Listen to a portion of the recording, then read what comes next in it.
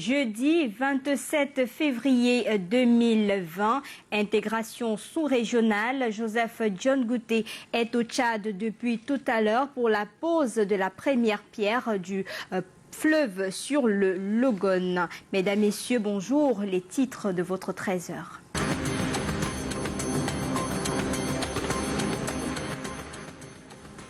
Faciliter la circulation des personnes et des biens, c'est l'objet du pont sur le Logone dont la première pierre a été posée ce matin à Bangor, ville du sud du Tchad. L'autre bout de ce pont, long de 700 mètres environ, sera posé à Yagoua au Cameroun.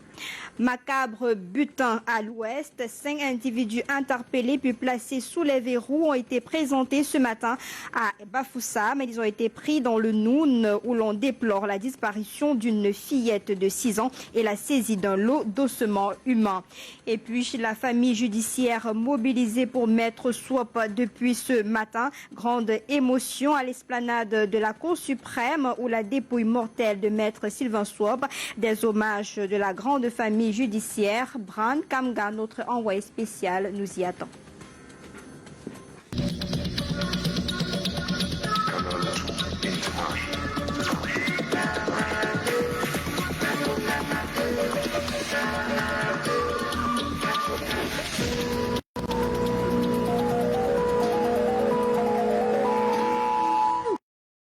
Merci d'être fidèle au programme de Canal 2 International et on ouvre ce journal par cette mauvaise nouvelle. Une fillette de 6 ans portée disparue, des ossements humains saisis, 5 individus interpellés puis présentés à la presse ce matin dans la ville de Bafoussam, région de l'Ouest Cameroun. Des précisions avec Walter Bertrand et Dimitri Foucault. Le phénomène de la traite des ossements humains est en augmentation à l'ouest du pays. 5 personnes prises en flagrant délit de trafic de ce commerce d'un autre genre ont été appréhendées alors qu'ils essayaient d'écouler leurs marchandises du côté de Fumban.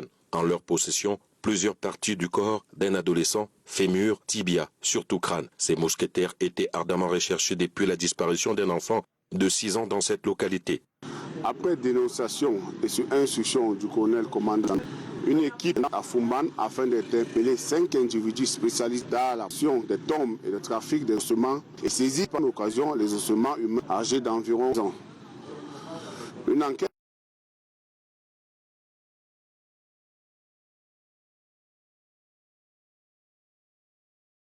a été ouverte au niveau de l'état-major Légion Ouest. Nous saluons ici la bonne et franche collaboration qui règne entre les forces de maintien de l'ordre et les populations locales qui nous fournissent des renseignements et les exhortons de ce fait à le faire davantage. Conformément aux instructions de la hiérarchie pendant ces périodes, la gendarmerie nationale demeure vigilante et reste à l'écoute afin d'assurer la sécurité des personnes et de leurs biens. L'enquête a été ouverte à l'état-major Légion de gendarmerie de l'Ouest avec l'appui des éléments du groupement de gendarmerie territoriale de Bafoussam. Ils seront déférés devant le procureur de la République de Fumban. Et cette bonne nouvelle pour les proches du nommé Roger, le jeune homme porté disparu il y a quelques semaines dans le Mungo. Nous avons d'ailleurs fait écho de cette information dans ce journal de 13h diffusé sur Canal 2 International. Il a été retrouvé dans un centre hospitalier à Melon où il suivait des soins. Yasser Trésor Danone et Emmanuel Ngomba.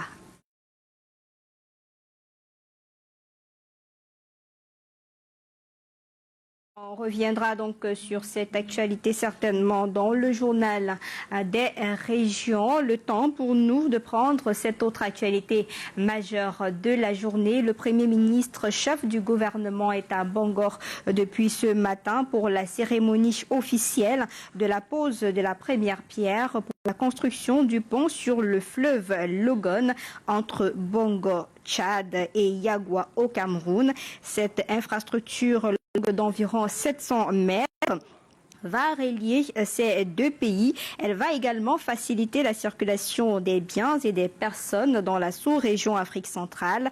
Dans la suite du Premier ministre, on peut noter la présence de Emmanuel Nganou Messi des travaux publics, Alamine Ousmane Mey de l'économie Et la quote-part du Cameroun dans ce projet, il faut le préciser, est d'environ 22 milliards de francs CFA et vous pouvez apercevoir donc en image l'arrivée du Premier ministre chef du gouvernement Joseph Dione Ngouté à Bangor.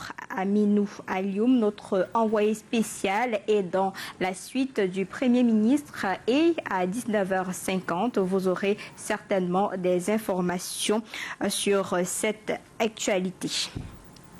Madeleine Tchouente est en contact avec l'ambassade des États-Unis d'Amérique.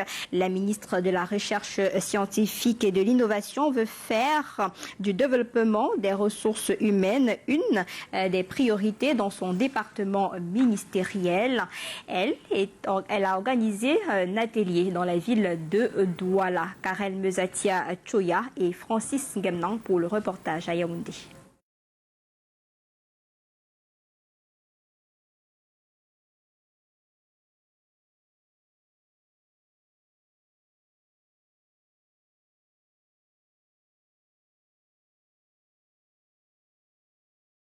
La recherche scientifique. Le Cameroun veut enrichir sa liste de chercheurs hautement qualifiés afin d'être compétitif à l'échelle internationale.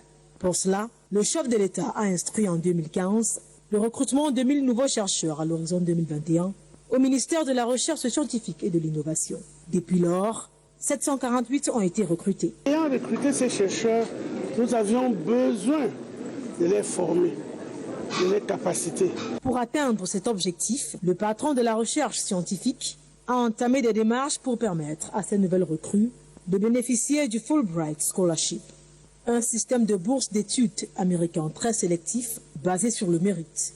L'atelier de ce 26 février à Yaoundé est la preuve, s'il en était encore besoin, que le processus avance à grands pas. Nous sommes très heureux aujourd'hui de constater que les États-Unis d'Amérique, avec qui nous avons une coopération solide sur le plan scientifique et sur le plan culturel. Ils sont toujours là pour nous aider. Ils vont offrir des bourses ambitieuses, des chercheurs compétents sur le plan national. Donc je voudrais ici remercier une fois de plus les États-Unis d'Amérique pour ce soutien incomparable qu'ils apportent toujours à l'opinion.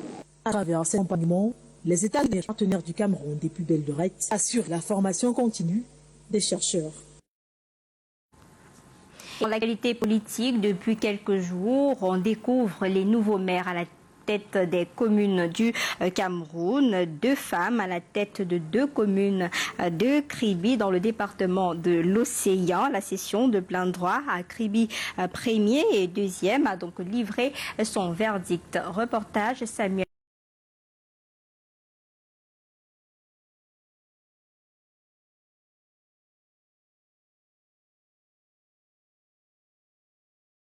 Baïra et Moussa Takou. À l'issue de la session de plein droit présidée par le préfet de l'Océan, la gente féminine fortement représentée est portée à la tête des exécutifs communaux de Kribi 1er et 2e. Augustine Dio est le nouveau maire à Kribi 1er, accompagné par Sopi Maouvé et Jean-Pierre Alex Miembouri, adjoints communaux. Kribi, notre arrondissement a beaucoup trop à faire. Comme vous le constatez, notre ville a besoin d'avoir une touche nouvelle, un visage nouveau. Ma première bataille, c'est de faire disparaître, pas totalement, et que les taxis de ville reviennent dans le Une élection presque sans concurrence, sinon endogène, remportée à la majorité absolue avec quelques abstentions après une atmosphère politique crispée et émaillée de fortes tensions. La démocratie, c'est que chacun dit ce qu'il pense. Et le bulletin ne voulait bien dire qu'eux n'étaient pas contents, et c'est tout à fait normal.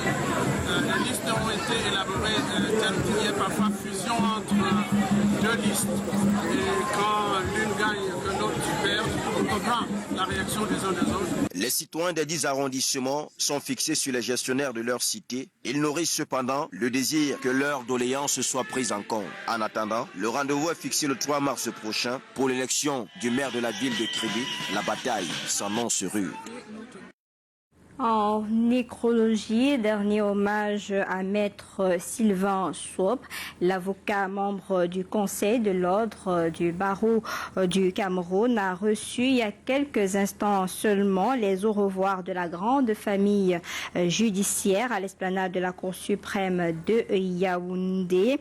Également, c'était un cadre plein d'émotions après la levée de corps très courue à Yaoundé, et notre reporter Bran Kamga nous attend à la Cour suprême pour les dernières infos de ce moment plein d'émotions. Bran, bonjour.